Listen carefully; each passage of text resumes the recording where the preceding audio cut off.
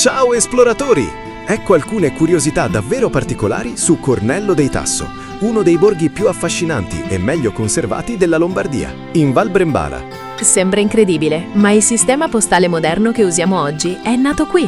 La famiglia locale dei Tasso fu così abile nell'organizzare i corrieri che ottenne l'appalto esclusivo per gestire le comunicazioni imperiali in tutta Europa per gli Asburgo. I Tasso divennero poi i principi tedeschi Turnum Taxis, poiché i loro corrieri portavano uniformi vistose, spesso gialle, colore che ancora oggi associamo alle poste, e gestivano il trasporto celere.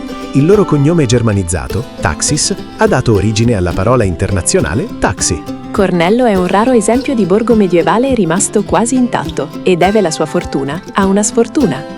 Fino al Cinquecento era ricchissimo perché vi passava l'unica strada commerciale, la Via Mercatorum. Quando i veneziani costruirono la nuova strada a fondovalle, la Priula per fare prima, Cornello rimase tagliata fuori dai traffici.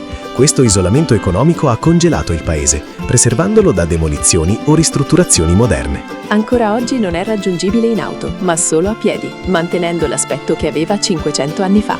Nel piccolo museo dei Tasso e della storia postale, visitabile gratuitamente, situato nel borgo, è conservato un pezzo di carta di inestimabile valore storico. Si tratta di uno dei rarissimi esemplari del penny black, il primo francobollo emesso al mondo, in Inghilterra, nel 1840. È un paradosso affascinante. In un minuscolo borgo di montagna isolato si trova il simbolo della rivoluzione globale delle comunicazioni.